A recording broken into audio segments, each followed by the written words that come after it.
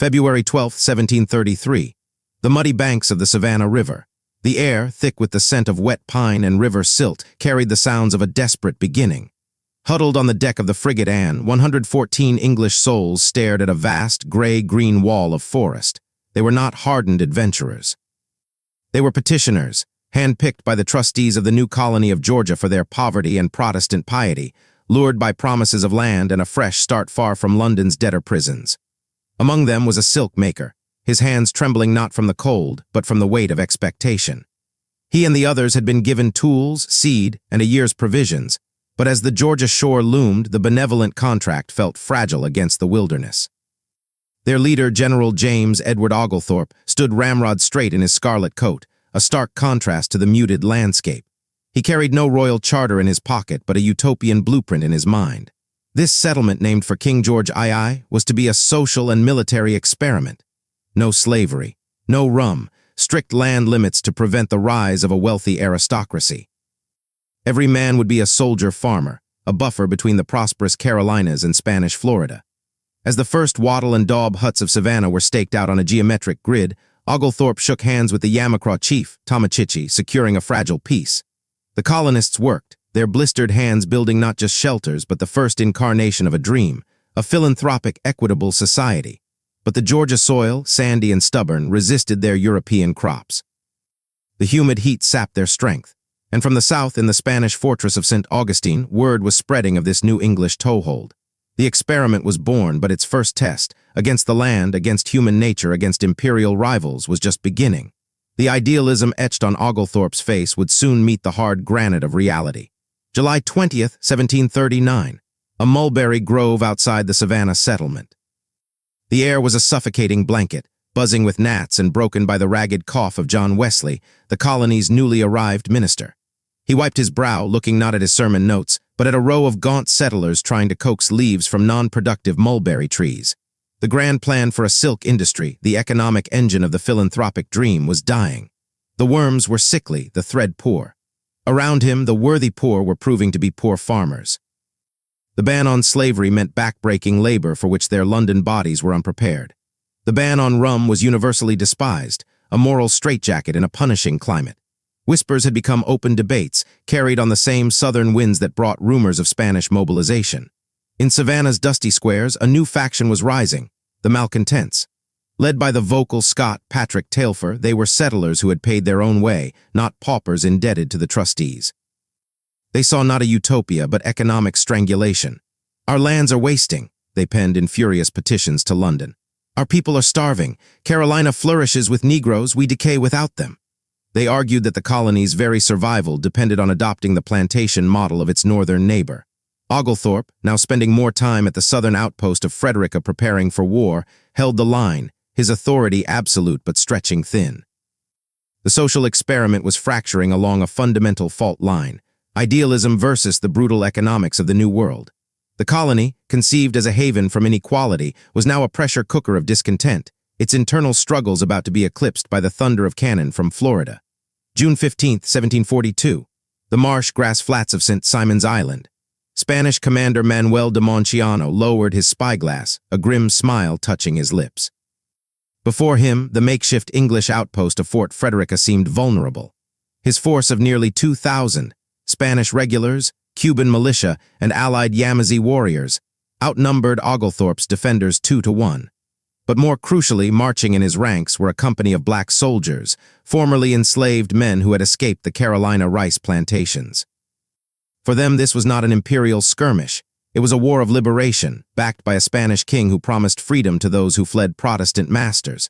They knew these coastal forests and tidal creeks better than any European. 3 days later, the crack of musket fire shattered the humid morning in a place called Bloody Marsh. Oglethorpe's Highlanders and Rangers, dug into the dense cover, ambushed a Spanish reconnaissance party. The fight was brief, brutal, and a tactical victory for Georgia. But the true turning point was one of psychological terror. Days before, Oglethorpe had executed a masterstroke of disinformation. Using a captured Spanish soldier as an unwitting messenger, he let slip false plans of a massive British fleet arrival. Now, paranoid and misinformed, Monciano ordered a retreat. The Spanish threat to Georgia evaporated, yet the victory was hollow. The sight of armed, freed men fighting alongside the Spanish sent a chill through the slave-owning colonies to the north and sowed deep paranoia within Georgia itself. The battle had saved the colony from conquest, but it also exposed its deepest fear, a southern frontier where liberty, for some, was a weapon to be wielded against them. The external enemy was repelled, but the internal argument about security, slavery, and survival was now charged with a new and terrifying urgency. September 3, 1751. A rice field just south of the Savannah River. The rhythmic sucking sound of hose and muck had been replaced by a new, heavier silence. Elias Ball, freshly arrived from his family's Carolina plantation, stood on a newly dug dike, surveying his investment. Before him, a team of 20 enslaved African men, muscles gleaming with sweat and swamp water, moved with a terrible, synchronized efficiency, their shackles left on the bank. They were engineering a landscape of bondage, a complex hydraulic system of flooded fields, canals, and trunks that would force this land to profit. The trustees' bands had finally crumbled. The malcontents had won. In 1750, slavery was legalized. A year later, the limit on land ownership was abolished. This was not merely a policy change. It was a genetic rewrite of the colony. The utopian grid of small, egalitarian farms was being swallowed by vast, riverfront parcels. The air now carried the scent of tidal mud and indigo vats, not mulberry leaves. Savannah's streets, once populated by anxious English petitioners, bustled with Scottish factors, West African boatmen, and the stern faces of slave overseers. The colony's economy, anemic for decades, surged with a violent, explosive vitality. But with this prosperity came a new architecture. The plantation house on the bluff, the overseer's cottage, the rows of windowless slave cabins hidden in the bottomland. And with it, a new legal code, the Slave Act of 1755, that defined people as property, prescribing brutal punishments for disobedience. Georgia was no longer a buffer or an experiment. It had willingly transformed itself into the southern frontier of a slave empire, its wealth built on a foundation it was originally designed to reject. The quiet of the field was not peace. It was the chilling efficiency of a new and Terry 00 Blee order. November 8, 1793. A wooden porch overlooking the Ogeechee River. The rhythmic, persistent thump, thump, thump of a single roller gin echoed from the rough shed, a sound that would come to define a century. Eli Whitney, a young Yankee tutor, watched as the machine he'd cobbled together at Catherine Green's plantation, Mulberry Grove, divested a pile of stubborn green seed cotton with impossible speed. A task that required a slave's full day of painstaking labor was now done in an hour. He saw an ingenious solution to a technical problem, but the planters gathered around him. Men like Revolutionary War veteran General Nathaniel Greene's widow and her neighbors saw the future. They saw the end of a bottleneck that had choked Georgia's post-war economy. The gin did not create the cotton kingdom, it unleashed it. Overnight, the red clay hills and rolling pine forests of Georgia's interior, lands forcibly taken from the Creek and Cherokee nations, became unimaginably valuable. The state exploded westward in a land rush of fraud, coercion, and violence. A new aristocracy was born not from old colonial names, but from ruthless ambition. Men who styled themselves nabobs built Greek revival temples in the wilderness, like the cloud-capped columns of Richmond County's Meadow Garden. The population of enslaved Africans skyrocketed, marched in chained coffles along the federal road to break the new earth. Georgia became the Deep South's beating heart, its ports vomiting white bales onto hungry British looms. The state's political power in Washington grew accordingly, its representatives fiercely guarding the peculiar institution as the source of all their wealth. The quiet, philanthropic dream of 1733 was now a distant, ghostly memory, drowned out by the incessant, roaring thunder of the gins and the crack of the overseer's whip on a seemingly infinite frontier. September 15, 1838. A dirt road near New Echota, Cherokee Nation. The dust tasted of ash and despair. U.S. Army Private John G. Burnett, a Tennessee militiaman who had once traded fairly with these people, shifted his weight, the stock of his musket slick in his hand. He was not facing an enemy army, but a community in chains of bureaucracy. Before him, the final detachment of Cherokee people, over 700 men, women, and children, stood surrounded by troops. Their capital, New Echota, a testament to their adoption of written constitutions and newspaper presses, stood empty and looted behind them. The Georgia Guard had done its work well, enforcing the state's ruthless extension of its laws over Cherokee territory after the discovery of gold in Dalonga. This was the brutal culmination of Georgia's relentless westward hunger. The state had defied a U.S. Supreme Court ruling, President Andrew Jackson had provided the sword, and now the land was cleared. Burnett watched as families were hustled into stockades, their possessions left for white scavengers. The air was pierced not by war whoops, but by the quiet sobbing of children and the murmured prayers of the devout. Soon, they would be forced onto flatboats and marched westward on a journey they called the Trail Where They Cried. Georgia had secured millions of acres, but at the cost of a national sin. This moment at New Echota was more than an eviction. It was the death of the last sovereign obstacle to the state's vision of a white, cotton-based empire stretching to the Mississippi. The action cemented Georgia's reputation as the most fiercely states' rights, pro-slavery power in the Union, a stance that would, within a generation, lead it to the brink of self-immolation. September 2nd, 1864. The sky above Atlanta glowed a sickly, pulsating orange. From his headquarters at the Trout House Hotel, Mayor James Calhoun stared, hollow-eyed, at the inferno. The deep-throated crump of exploding Union artillery shells had ceased, replaced by a new, closer sound. The crackle of consuming flame and the shattering of glass as General William Tecumseh Sherman's federal troops systematically destroyed the city's depots, foundries, and machine shops. Atlanta, the gate city of the South, the irreplaceable railroad nexus and heart of the Confederacy's war industry, was being erased. For weeks, Georgian soldiers in the trenches had heard the rumble from the north, not just of cannon, but of a new kind of war, a war not just against armies, but against the will to fight. Sherman, standing at the intersection of Alabama and Marietta streets, surveyed the engineering of ruin. His orders were precise. He was not a mindless vandal. He was a strategist applying clinical total pressure. The burning of Atlanta was a message, not just to the retreating Confederate Army of Tennessee, but to every Georgian who had supported secession.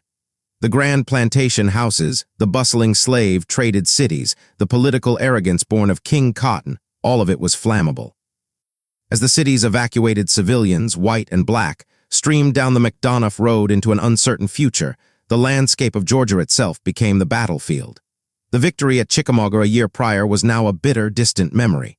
Georgia, which had boldly led the charge for secession in 1861, was now utterly broken, its wealth incinerated, its myth of invincibility turned to ash on the wind. The phoenix of Southern pride was dead. The question now was what, if anything, could possibly rise from these smoldering ruins. July 30th, 1870. A sun-blasted cotton field in Oglethorpe County. Hiram Revels, the newly elected black state senator, gripped the handle of a voting box, not a hoe. The soil was the same red clay, but the world had been legally remade. Around him, a crowd of freedmen and their families stood in their Sunday best, having just cast ballots in an election that saw over 30 African Americans elected to the Georgia General Assembly. For a fleeting moment, the promise of reconstruction, of 40 acres and a mule, of citizenship, of real partnership, seemed tangible in the Georgian heat. Freedmen's Bureau schools operated in former plantation houses. Black legislators helped draft a progressive new state constitution. But at the edge of the field, under the shade of a water oak, a group of white planters watched in silence. Their uniforms were gone, replaced by homespun cloth, but their war had not ended.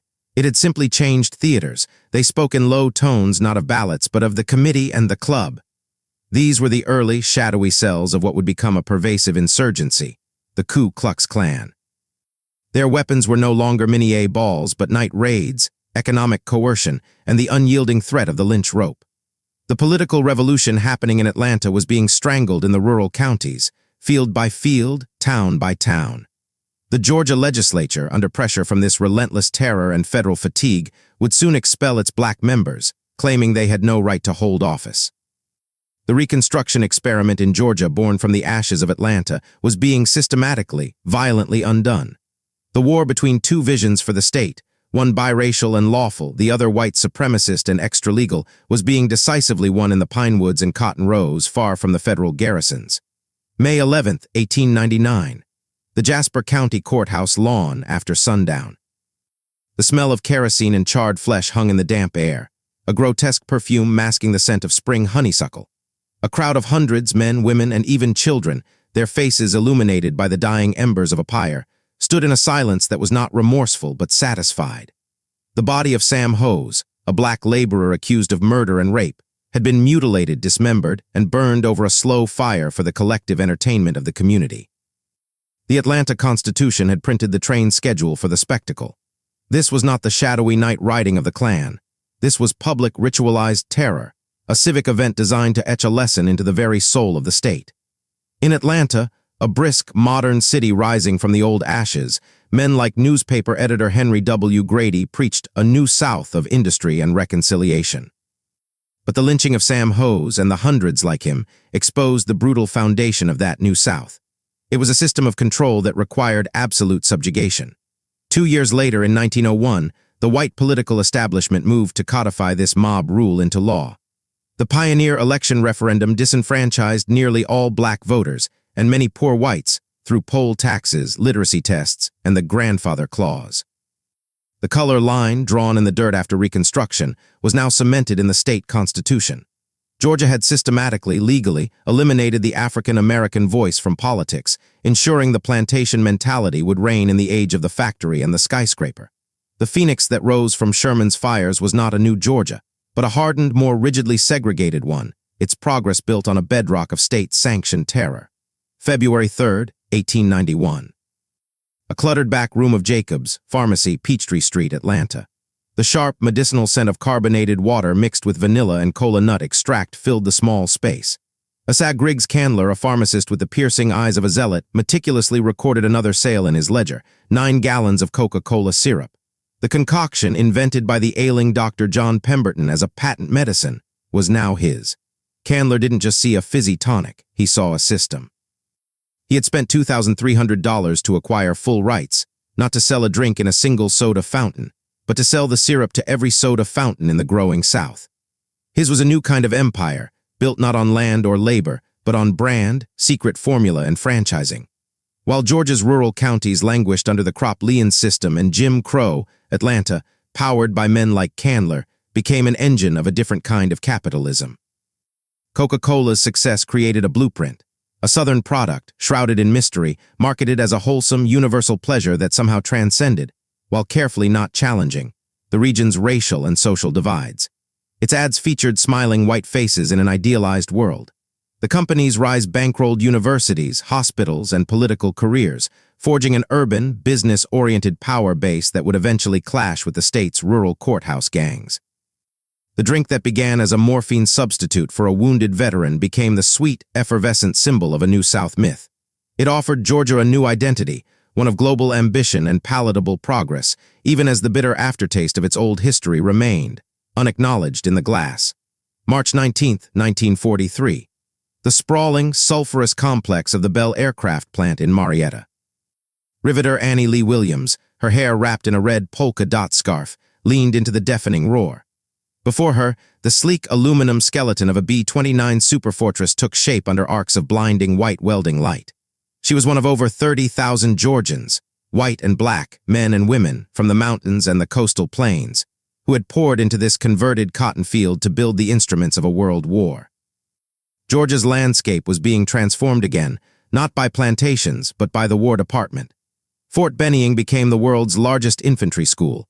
Savannah and Brunswick shipyards hemorrhaged Liberty ships, and prisoner-of-war camps dotted the Pine Barrens. This industrial mobilization cracked the state's rigid social order in subtle, profound ways. The promise of a paycheck and patriotic purpose drew black workers from sharecropping serfdom to urban centers, planting the seeds for future political power. Yet, the old Georgia fought back fiercely. When black soldiers from nearby bases dared to vote, they faced violent intimidation. The state's political leaders, like Governor Eugene Talmadge, railed against federal intervention and the peril of racial equality, even as they gorged on defense dollars. Georgia was an anvil upon which the modern American century was being forged, hammered by the dual forces of global conflict and internal contradiction. It produced the tools to liberate continents overseas while fiercely resisting liberation at home. The war brought unprecedented wealth and progress, but it also set the stage for the next, inevitable collision between the state's two defining legacies, its capacity for monumental achievement and its devotion to a rigid, hierarchical past. August 7, 1946. A lonely stretch of road near the Apalachee River in Walton County. The headlights of a car swept over the crumpled, bloodied body of Roger Malcolm, then swung away into the Georgia darkness. Hours later, they would find the bodies of Malcolm, his wife Dorothy, and George and Me Murray Dorsey, 2 young black couples, by the bridge over the river. They had been dragged from a car by a white mob and executed by shotgun fire in the moonlight. The Monroe Massacre was not an anomaly. It was a statement. The war was over, and the old order was reasserting its absolute, terrifying dominion over the rural Black Belt.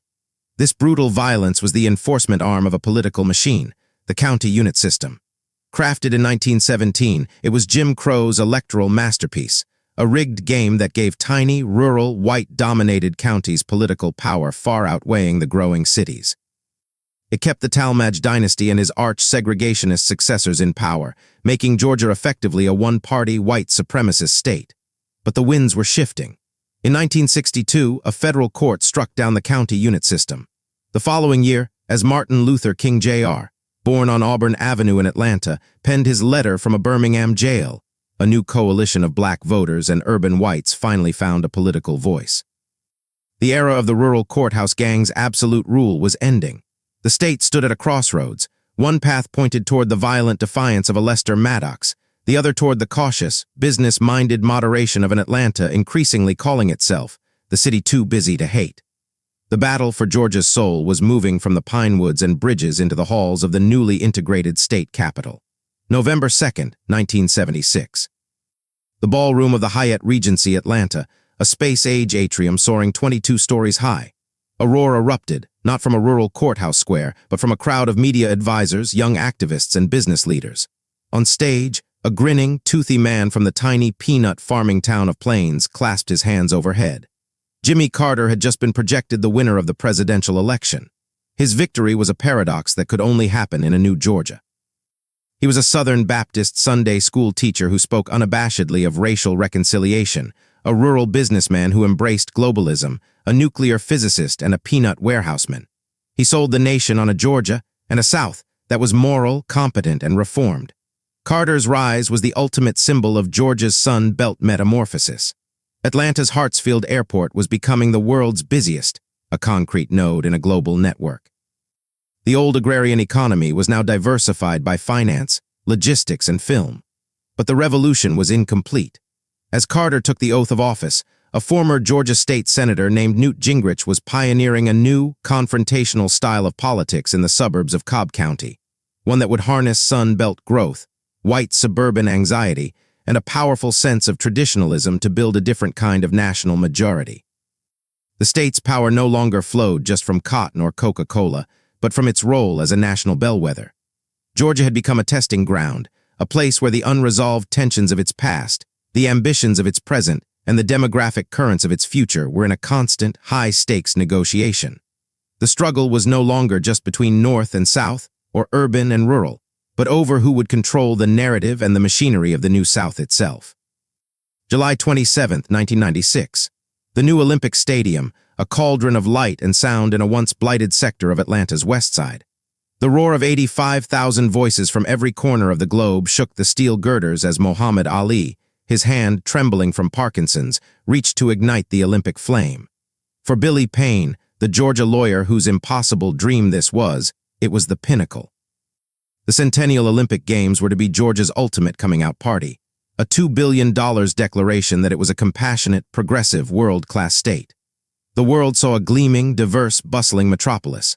But just 4 miles east, in the Fulton County housing projects, a different reality festered. A reality of neglect that would, days later, erupt in the Centennial Olympic Park bombing, an act of terror that stained the glittering spectacle.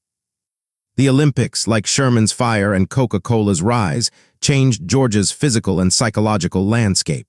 They accelerated Atlanta's sprawl, cemented its international status, and left a complex legacy of revitalization and displacement. But they did not erase the old maps of power.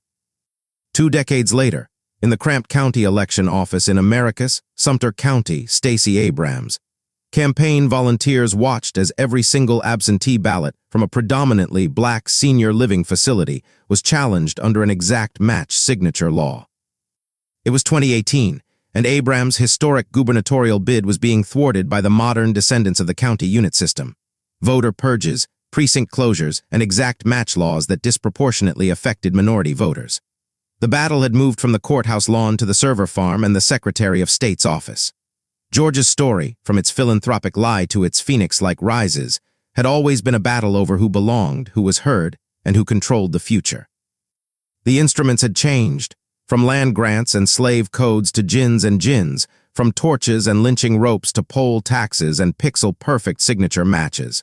But the essential conflict, the untold history playing out in every election cycle, remained unfinished.